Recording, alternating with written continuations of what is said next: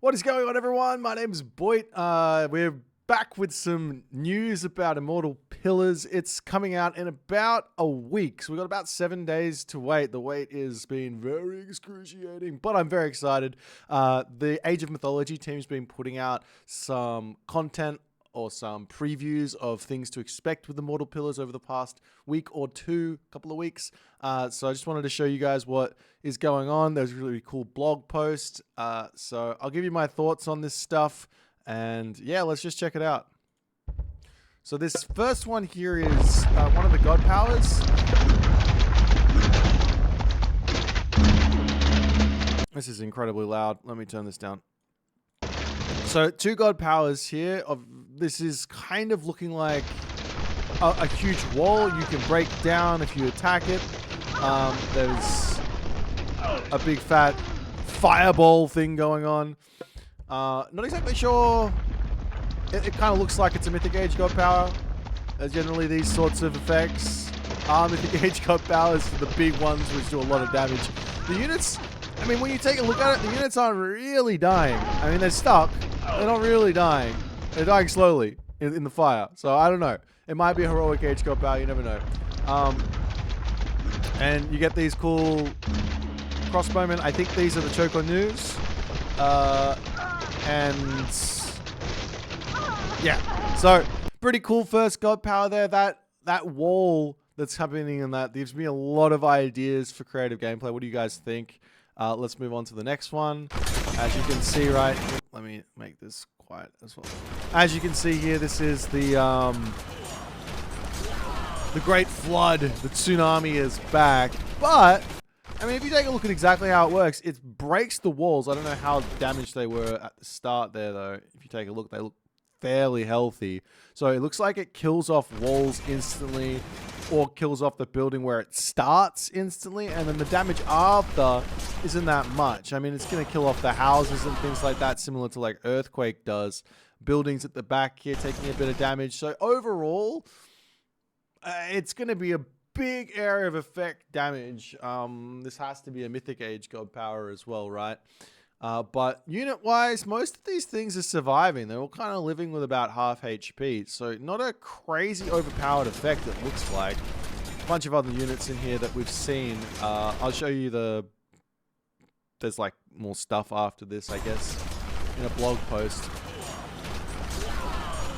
But very, very cool. I'm excited to have Great Flood back. There was a lot of really big moments in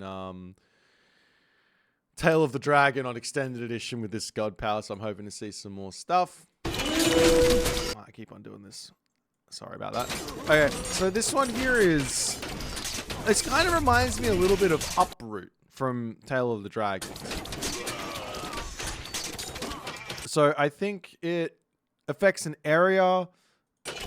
There's this little effect going on this tower, so it might be to do with god power, but you can see that basically what happens is it's going to snare units, and there's also a big HP regen thing going on here with the units as well. So yeah, the snare is the big part here. You can really catch units out, I guess. But very cool there, and I think that's all I've got. Wait, no, this is the last one. I'm going to remember to do this. Okay, so this is now the tutorial. So we all get to learn how to play China together. There are 3 things to remember with playing the Chinese. I love how it's only ever 2 or 3 things. The game's so simple. First, the Chinese gather resources and construct buildings with 2 different units, the peasant and the Kuafu. Okay, so we got the Kuafu here, and we got the peasant. So Peasants are less expensive, obviously Kuafu is but gigantic. also less efficient than Kuafus. Kuafu are powerful giants that gather wood and gold much faster than the peasants. So kind of similar to Norse, where they have the dwarf to gather gold faster. China is going to have the Kuafu, which gathers wood and gold faster. Makes it quite challenging to organize your economy, I'd say, if you have this. So a lot of very interesting macros going to be needed and things like that. But kind of cool that there's 2 different civilization, 2 different economic unit types. Can hold their own in combat. Okay, that was... This guy just one-hit a dude. I mean, this is a granted. You can never get anything from balance on this, but he literally just one-hit a dude. That's a villager. Chinese gain favor from favored land. The larger your base expands, the more favored land it will cover. Wow. Each Okay. Chinese So favored land. If we take a quick look back at this, this here is your favored land, right? This is where you're gathering favor from. So in order to expand this, favored land, the larger your base expands, the more favored. yeah, in order to expand this, you have to just like build buildings, right? So in order to prevent the Chinese from gaining favor, killing off their buildings is going to be very, very important. Land it will cover. Each Chinese major god derives powerful, unique bonuses from their favored land. I believe I showed this off in the last Chinese video. So if you didn't check that one out, check the link in the description for that. I believe all of those were talked about in that one. Finally, the Chinese will deploy 3 types of heroes: pioneers, sages, and demigods. Demigods. Still waiting for Arcantos to make a showing in the Greek pantheon, but Pioneers cool. are excellent scouts. Sages are stronger against myth units, can heal allies, and So they get a ranged myth unit. Do they show us what sort of a unit this guy was? sages, demigods. I think they did. Oh, he's holding a bow. Okay, so they're both ranged heroes. Excuse me, ranged heroes. Sages are stronger against myth units, can heal allies, and charm enemies into temporarily fighting for you. Okay, so the sage is OP. Good. Are exceptional fighters, unique Dude, what is this? to the major gods. This is like a unique ability. Deadly special abilities in Okay. combat. So these demigod heroes, I think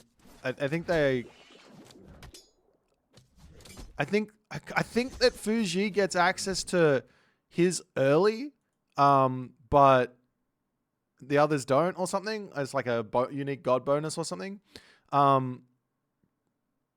But these demigod units are going to be absolutely insane. I guess you could compare them over to the Greek pantheon with like Bellerophon, Perseus, and Polyphemus. They've all got sort of unique abilities as well. But this, we see one that literally has like fire coming off the back of it. So a trail of fire, and this one over here looks like it stuns a unit or like holds it in place. It looks like it's not really attacking. Yeah, so it stuns it, so then it gets back to attacking. So kind of insane. But that's very similar to like Perseus, right? In the stun effect. So I can't see any problems with this. Anyways, we'll jump into the next little bit. The 4 perils of the Immortal Pillars, actually. I don't exactly know what this has got, but in Age of Mythology Retold Immortal Pillars, our goal was to create compelling gameplay that is authentic to Chinese mythology. To do this, we sought Chinese designers, artists, and experts in Chinese mythology, together with the teams at Virtuous Shanghai, Forgotten Empires, and Tantalus. We strive to create a well-researched bestiary of unique and incredible units. These are some of those unique and incredible units right up the top here. With the upcoming Immortal Pillars DLC, most Chinese myth units are inspired by the 4 perils, a collection of warped and malevolent beings, and the 4 auspicious beasts, noble guardians associated with the elements. Today, we're introducing the evil 4 of the myth units available in Immortal Pillars. Don't forget you can pre-order Immortal Pillars if you want. And why not jump in today and play? It's a great game. I love Retold. Happy days. I'm not here doing any sort of advertisement, but if I had to say that one RTS game to try, I mean, you might be coming to someone biased, but I would say that Retold's pretty good. Kryonki over here. I really am going to need to work on these Chinese. If anybody wants to give me some Chinese lessons on pronunciation, I'm going to butcher it no matter what, but at least I can get closer.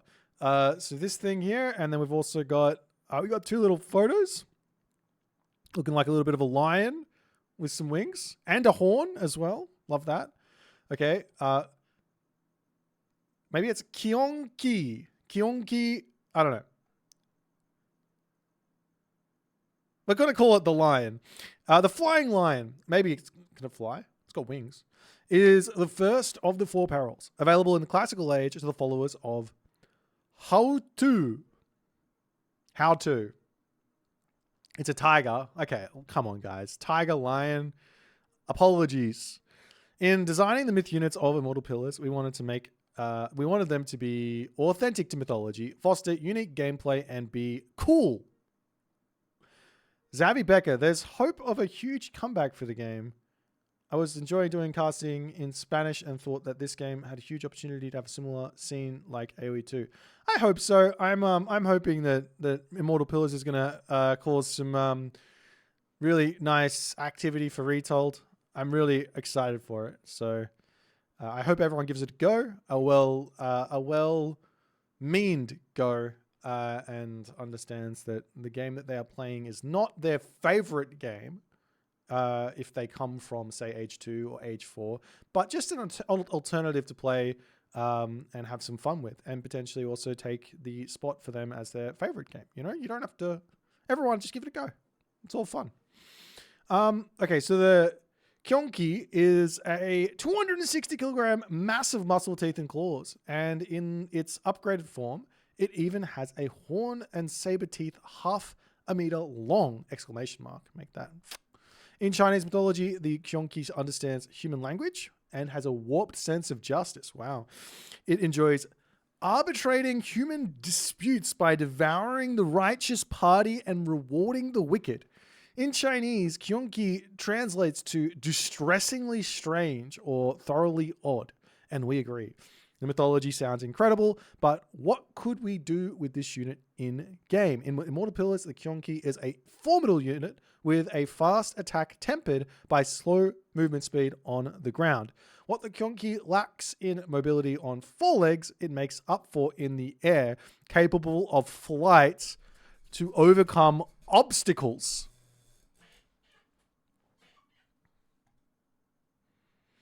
The Kyonki is perfect for early game raids against enemy bases, easily able to retreat by flying away from unfavorable situations. With this style of gameplay, Kyonki are likely to find themselves behind enemy lines and outnumbered. How to grants the Sinister Defiance upgrade, increasing their armor for each nearby enemy unit, further increasing their survivability. When the Kyonki is around, nowhere is safe. As you battle the Chinese, watch out for the Kyonki flying in behind your base. So, we've got ourselves a unit which flies. It can fly. It's very slow when it's on the ground and has a fast attack.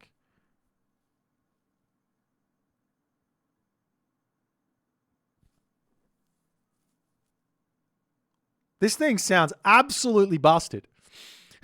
Now, Greek players, don't worry. You're going to be able to shoot up. You love shooting up. We have seen flying units and how it can be a very big struggle to actually kill said flying unit while it's flying. Like, for example, the Caladria. We've seen that. It's very tough to actually kill a Caladria when controlled really well. So I imagine that this Kyonki is going to be able... It says that it's going to be able to retreat, right? So, or easily able to retreat. So I'm going to imagine that as you're maybe doing something similar to what the Rock does, jump up, fly away, it's going to be really, really interesting. So you basically are going to be able to do rock raids, is my guess. I think this thing is going to be able to do rock raids in the classical age. So guess who's going to be the most upset about this unit? Guess who I'm using this unit at the most? Guess who's going to be so frustrated playing against this unit? Poor Norse. Poor Norsemen. The poor Norsemen. All they want to do is shoot up, but they have to wait till the heroic age. So the Kyonki are going to be very, very good against Norse. I imagine that Atlantean, they're going to be able to build their Terma. I imagine that Egyptian are going to be able to build their priests, and their Pharaoh is going to be able to defend, and the Greeks are going to have their heroes as well that can kill them. So an interesting unit. But one other thing is, if you got rock raids in the classical age, then all of a sudden, walls and defensive play, just like trying to sit there and defend against something, isn't going to work because this unit's going to be able to dive into your base and get a huge amount of damage done. So really, really interesting. Okay, the next one is the Tao Tai. I'm going to go ahead and guess that's how I say that. Tao Tai is the second of the 4 perils available in the Heroic Age to the followers of Nubar. Nubar? Nubar. Nubar. We always want to push ourselves in Age of Mythology Retooled and do things we've never done before. In learning about Tao Tai, we realized we've never had a unit that actually eats units before. Yep, eats them whole. In Chinese mythology, Tao Tai isn't the most nuanced of the 4 perils. It really just eats things and will keep devouring until it's killed.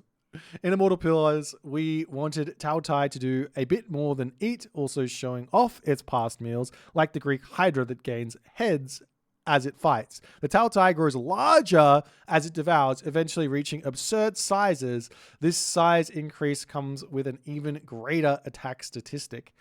As fantastic as an army of giant Tao Tais are, that's not all it brings to the table. The Tao Tai special ability is fueled by the humans it consumes. When activated, the Tao Tai releases a fiery blast, scorching any enemies unlucky to be caught in its path. Each release reducing its size and attack statistic. Okay, so what does this even mean? So if it's able to devour something or eat them whole, generally, my first instinct is to think that that's a one-hit kill thing.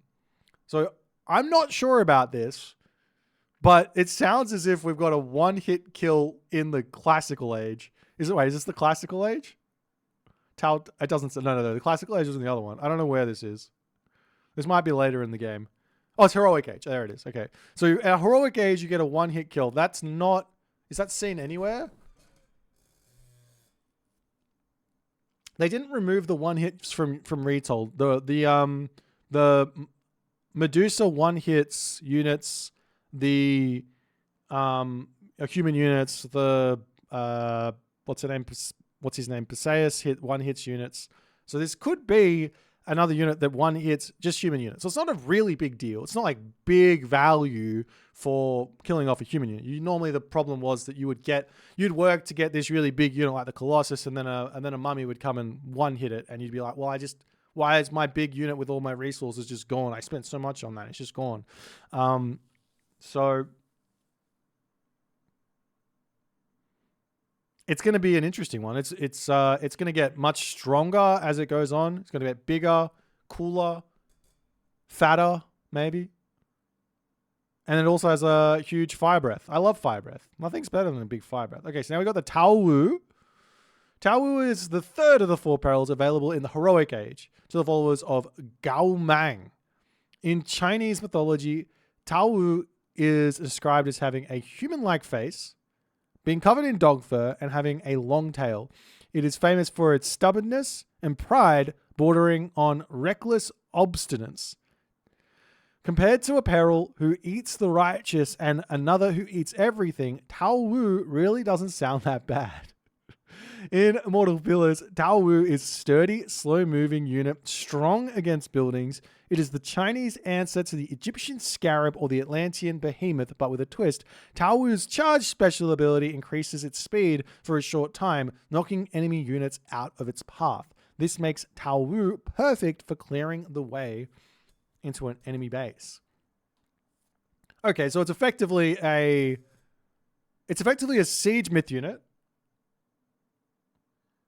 It's effectively a siege myth unit, but it has a charge. I don't know what else to say. Most of the time, siege myth units have been fairly lackluster in Retold thus far. We have seen some success with the behemoth recently. It just got buffed in the last patch. Scarabs, I mean, there's some strategy with scarab rushes using shifting sands or eclipse to boost them up and break through a location, but generally speaking, the Egyptian players mostly prefer to use the catapults to break through something at the moment. I'm excited to see this unit, and hopefully with this charge move, it's going to be much easier to actually get the unit onto a building. That's what it seems like the developers are trying to make it happen. So you're not going to be able to block it. It's just going to charge straight through. It's going to be on the building, and it's going to be getting damage done. So that's very, very exciting. All right, next one. Hundun. Okay, this guy looks funny. I don't know how to say this. It's like Hundun. I don't know. It's the fourth of the 4 perils available in the Mythic Age to followers of Huangdi. Mythology is filled with strange creatures. A serpent-haired woman whose gaze turns people into stone. A lion with a goat's head. And a snake's head for a tail. As far as strange creatures go, Chinese mythology delivers with the Hundun. The Hundun is a faceless, 6-legged, 4-winged creature of pure chaos. It is associated with the primordial void before creation. In some stories, Hundun is a villainous son of the Yellow Emperor, banished along with the other perils. This inspired its unlikely association in game with the revered Huangdi. The incredible unique appearance and fascinating mythology aside, how could such an unusual creature translate into fun gameplay? As a late game unit, we wanted the Hundun to feel almost like you're cheating for a moment. We want players that face Hundun to say, wait, what? How did you do that? Oh god, this is sounding dodgy. Hundun boasts 2 special abilities that chaotically shape battlefields in your favor. The first ability, Chaotic Fear, causes enemy units to flee in a random direction. If that isn't enough, its second ability, Banish, sends all units within a conical area into a void. They blink out of existence for a few moments and return battered by unseen forces. There you have it, the 4 perils and the Chinese mythology that inspired some of the many new Chinese myth units. Actually, let's talk about this Hundun unit before. Okay. Let me try and unpack this. Chaotic Fear is effectively the taunt that the rock giant has, but it's opposite. That's what that is, right? Because the taunt is like, come and attack me. Your units are basically useless for this period because my rock giant's got infinite HP, not infinite, but huge HP or huge armor boosts, making effective HP gigantic, so they're not taking that much damage. This one literally just says, get out of here. You're going to take some damage in the void, and then you're going to come back. Oh, sorry, the Chaotic Fear is going to send units away if you want them to, but also the Banish is going to say, go away. So you could potentially go ahead and banish the unit and then Chaotic Fear to send them racing away. Oh, okay. If we compare this over to, say, some other Mythic Age myth units to see, is this actually cheating? Hang on, let's have a think. Is this going to feel like I'm cheating? Is this going to be too much? Are we going to have to make some videos on the Hundun being OP? Okay. The Mummy? I mean, at the moment, the Mummy's feeling kind of fine. So, I don't know.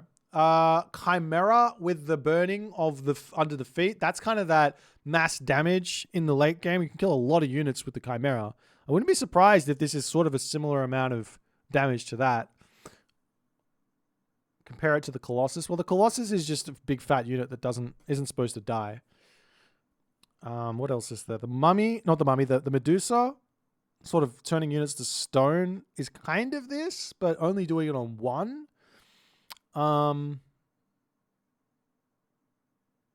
You've got the Lampede that does a similar thing to the Medusa, and it does have that Chaotic Fear as well as having a turning something into a chicken. Though you do have to get an upgrade for that. Well, obviously this unit here, it looks absolutely absurd. It's got wings. Does that mean this flies as well? Does it say that it flies? Not everything with wings flies. You do have the Wadget after all. Okay. Well, I'm very excited. This is very, very cool. That's some very, very interesting myth units. Can't wait to try them out. Anyways, let me know how you guys are feeling about this. This is looking exciting. Some of these things look absolutely bonkers, but you really never know, especially this one here, you really never know how these things are going to turn out until you actually play it. So I'm excited to try them out and see what these crazy developers have come up with. GG. The auspicious beasts of the Immortal Pillars. In Age of Mythology Retold Immortal Pillars, our goal was to create compelling gameplay that is authentic to Chinese mythology. Last time we explored the Chinese myth units inspired by the Four Perils, a collection of warped and malevolent beings. Now, let's jump into more about the four auspicious beasts, noble guardians associated with the elements. Pre-order now. Baihu. Look at this bad boy. It's not even a white tiger. You guys got owned. Did you get jebaited? You're all jebaited. It's called Baihu. Baihu.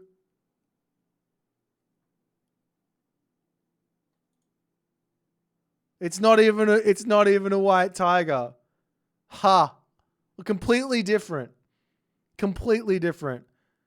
Baihu is the first of the four auspicious beasts available in the heroic age to the followers of Luxiao. Not sure if that's how you say that or not. Tigers are native to China, so it's not surprising that they would feature prominently in Chinese mythology. Baihu, also known as the white tiger. Let's just remove the white tiger part there. This isn't a white tiger. It's not. We're just ignoring that.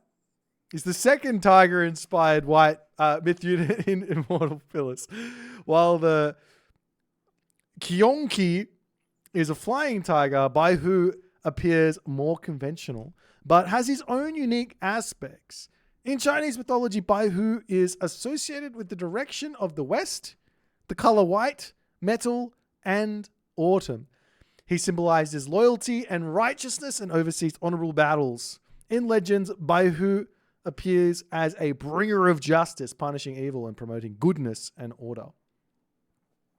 In Immortal Pillars, Baihu is a powerful melee myth unit comparable to the Greek Nemean lion. There you go. But with the additional attack and faster movement speed, the two-tailed feline's special ability is called Sweeping Maul. When activated, Baihu leaps towards an enemy. This is not the white tiger. It's not. You guys just got jebaited. It's not even close. It doesn't do anything similar. Other enemy units near the Baihu's landing zone are thrown aside. This makes Baihu a potent disruptor of enemy formations.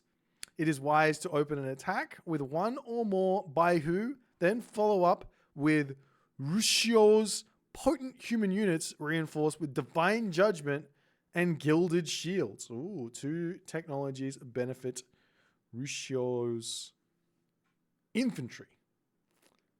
Yeah, this isn't the white tiger. You guys just got it all wrong. All right, next one. Zhuan Wu. Maybe. Zhuan Wu. Okay. Zhuan Wu is the second of the four auspicious beasts available in the Mythic Age. As a water myth unit. Oh, this is the water myth unit. Sick.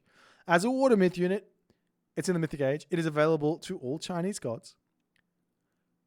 Zhuan Wu knows the power of friendship. Through the power of friendship, we will take down Pegasus and Kyber and rule the world together. No. It is not one but two units joined together and inseparable. Zhuan Wu is a giant black tortoise intertwined with a slithering snake that has hitched a ride on its shell. Together, the two reptiles form a potent partnership. In Chinese mythology, Zhuan Wu is associated with the North Winter and the element water. Due to the tortoise's long lifespan and the serpent's regular shedding of the skin, Zhuan Wu is a symbol of longevity with its high pierce armor and hit points.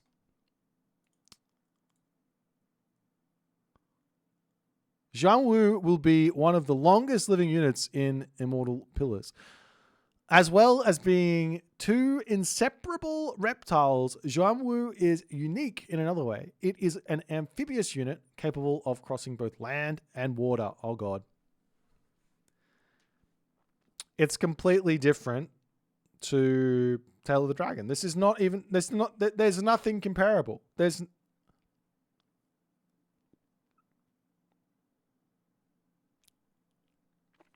This dual role makes Zhang Wu one of the most potent myth units in the game, strong against both land units and ships. The Zhang Wu is most at home in the water, however, and moves much more quickly across the depths than it does on land. Zhang Wu's special ability comes from its Snake's Half. Venomous Spit is a ranged blast of venom that continues to damage its victim over time, capable of moving on both land and water, well armored, and with a melee attack and range special abilities. Zhang Wu is one of the most versatile units in Immortal Pillars.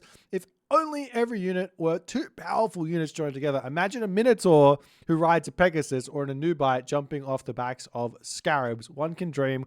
With Zhang Wu in Immortal Pillars, you don't have to.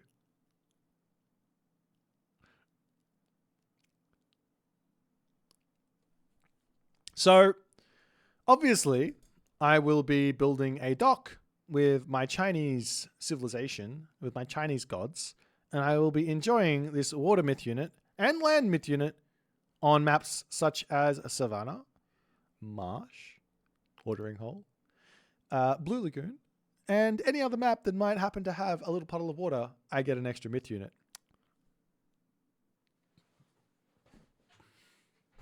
You too can have many, many advantages in a game of Age of Mythology. I can't wait. King Long, or King Long? I don't know. King Long is the third of the 4 auspicious beasts available in the Mythic Age, the followers of Gong Gong. Dragons are a persistent symbol in Chinese culture, unlike European dragons who are feared and respected, but generally considered ill omens. Chinese dragons were associated with emperors, prosperity, and good luck. In Chinese mythology, there are many dragons, each associated with different elements. Dragons are also recognized as one of the animals in the Chinese zodiac. Shout out to Zodiac. There are 2 dragons in Immortal Pillars, Qinglong and Yinglong. The Qinglong, or Azure Dragon, is the guardian of the East and is associated with spring and the element wood. Along with Baihu, Qinglong is considered one of the main protector creatures. Because spring symbolizes the beginning of a new year, Qinglong is also associated with good fortune and prosperity. In Immortal Pillars, Qinglong is a serpentine flying dragon who floats over the battlefield. It gracefully twists and turns its body when idle. When attacking, it shoots bursts of water that damage units. Its special ability unleashes a torrent of water, damaging all units in the target area. While nothing in Chinese mythology indicates this, I'd like to think of Qinglong as a bit of a germaphobe. Qinglong is just a little bit too eager to make sure everyone gets a shower. I know everyone's very smelly in those ancient times. Being a flying unit, Qinglong is vulnerable only to ranged units. It can fly over obstacles and attack from unexpected directions, though its slender body makes it not the sturdiest of myth units. Okay, so you get kind of like a nice flying myth unit. Okay. And finally, the Zukyu. Zukyu is the 4th of the 4 auspicious beasts available in the Mythic Age to followers of Zurong. In Chinese mythology, Zukyu is a fiery bird associated with the South Summer, the color red and fire. In legends, it is also a symbol for the sun. Zukyu is also known as the vermilion bird. Vermilion is a reddish-orange color similar to the color of a tomato. A flaming tomato of death and destruction. Well, okay. At first glance, Zukyu may resemble the Egyptian phoenix, a similarly fiery bird. Zukyu is distinguishable, however, by its long neck, glowing white eyes, and distinctive 3 tails. While the phoenix rains fire down on its enemies, the Zukyu has the patience of an ancient sage. It takes its time to gather spiritual fire with its wings and then cast a fiery whirlwind below, scorching enemies and knocking them away. It pays to take one's time. As a protector, like the other auspicious beasts, Zukyu has an ability that supports friendly units when cast. It temporarily shields itself and nearby friendly units with a fiery shield, boosting armor values. Zurong also provides Zukyu with the Song of Midsummer technology. When researched, it grants Zukyu an additional special ability called Healing Descent. When cast, Zukyu descends to the ground, curls its wings closed, and heals rapidly. The phoenix must die to resurrect. Zukyu doesn't plan to die ever. These abilities and its devastating flying attack make Zukyu one of the most powerful myth units in the game in the hands of a skilled player. That could be you.